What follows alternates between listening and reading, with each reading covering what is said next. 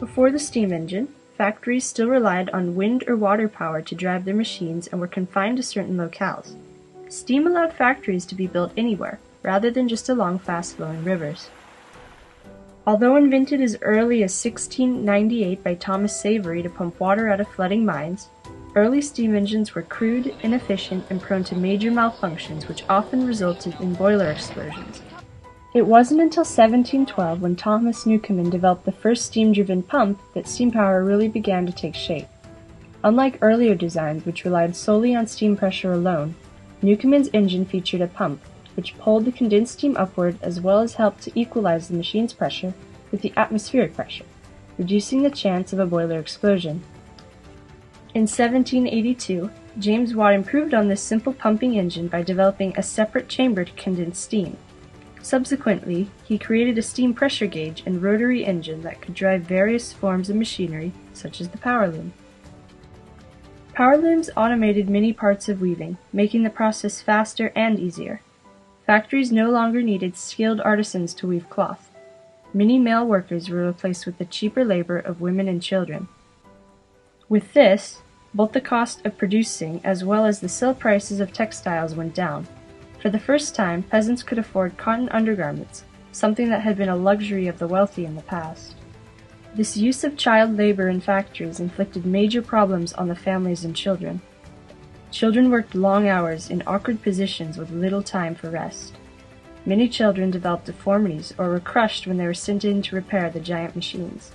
On top of that, a child was only paid, if at all, 1/10 that of a man.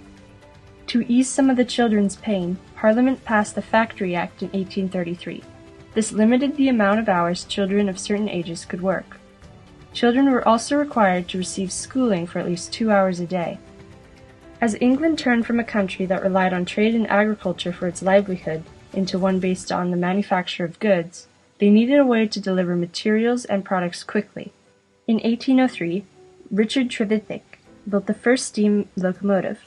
Trevithick's invention was slowly improved upon over the years by new inventors such as George Stephenson, who created the first commercially available locomotive. Rocket could travel at speeds of 60 miles an hour while hauling 7 tons of iron, goods, and 34 people. Steam locomotives made it more efficient for factories to transport their goods across the country. The railroad rapidly spread and sped transportation. This created new jobs, forcing people to move into cities. Within only 30 years of the creation of the first commercially available steam locomotive, London's population grew from 1.1 million to a population of almost 3 million. The steam engine changed the world in a multitude of ways.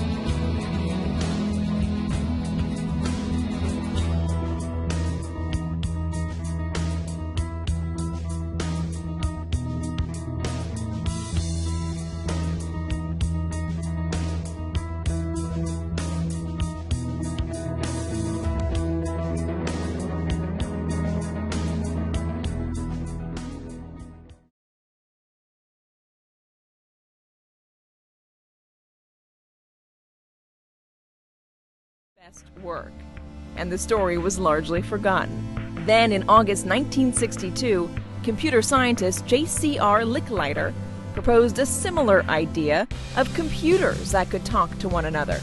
As director of the U.S. Department of Defense's Advanced Research Projects Agency, or ARPA, Licklider's memos about an intergalactic computer network explained much of how today's internet now functions, including cloud computing. 7 years later, the first message was sent from one computer to another over ARPANET. The communication from UCLA to Stanford was meant to say login, but only the LO made it through before the system crashed. Still, the internet was born that day in 1969. Things sped up from there. In 1971, programmer Ray Tomlinson sent the first email. He also introduced the @ sign. Different networks were tested throughout the decade at research centers in the US, UK, and Norway. And on January 1st, 1983, ARPANET was officially migrated to TCP/IP, or Internet Protocol. A year later, this was the standard for all military computer technology. In 1991, English computer scientist Tim Berners-Lee created the World Wide Web, an information management system accessible to anyone with a connection. In only 40 years, the internet developed from a system that could barely send 2 letters into a network that could return millions of search results containing billions of words in just seconds. In 1994, a Pizza Hut pizza was the first thing ever purchased on the net, and we've never looked back. As computers shrink from our desks to our pockets and wrists, and as the internet connects not only to our families, but our devices, our houses, our cars, and our everything else, all while connection speeds ramp up exponentially, the question now becomes...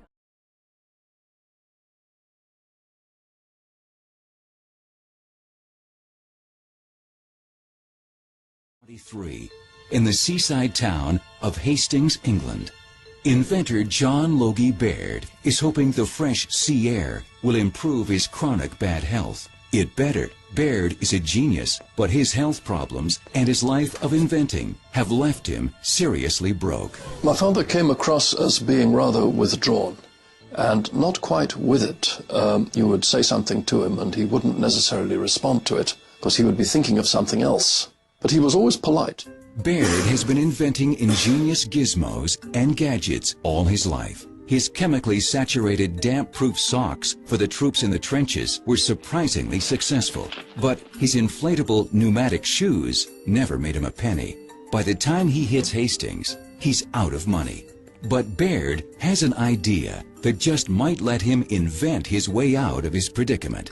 Here he was with £100 left, and he had to think of something. And that was television. What Baird is imagining is a huge technological leap. Transmitting sound over great distances by radio is still new.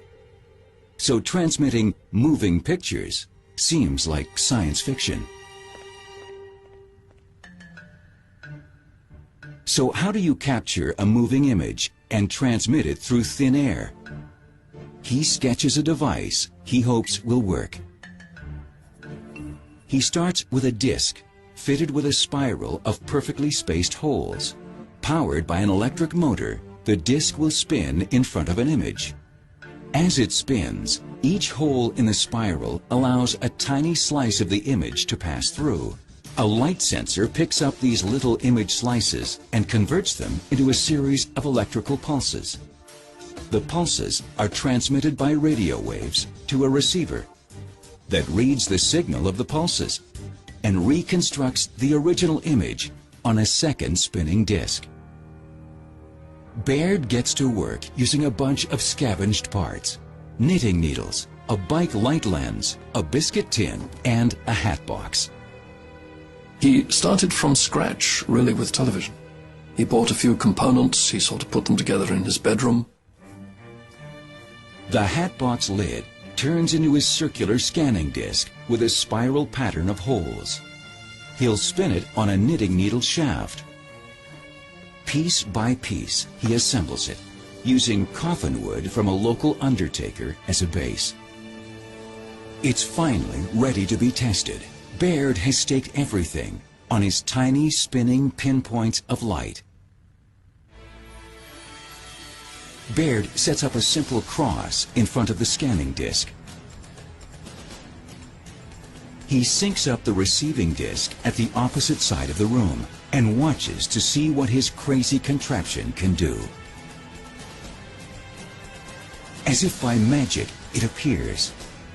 As the receiving disc spins, it...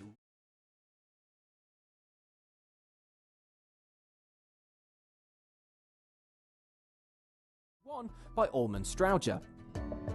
As transmitter tech improved, the candlestick phone became increasingly obsolete, replaced around the late 1920s by models like this one, which crammed a transceiver and receiver into one handset. 1927 saw London and New York connected by a commercial transatlantic phone service. It was conducted via radio, but in 1955 and 56, a huge feat of engineering saw the laying of the transatlantic TAT-1, the first of many underwater telephone cables that would ultimately connect the entire globe. By 1969, 90% of US households had a telephone, but this world-shifting tech still had one downside. Wires. The GPO, I see. Me? No, lady. I'm an eccentric millionaire. I get so many phone calls I have to carry the phone around with me.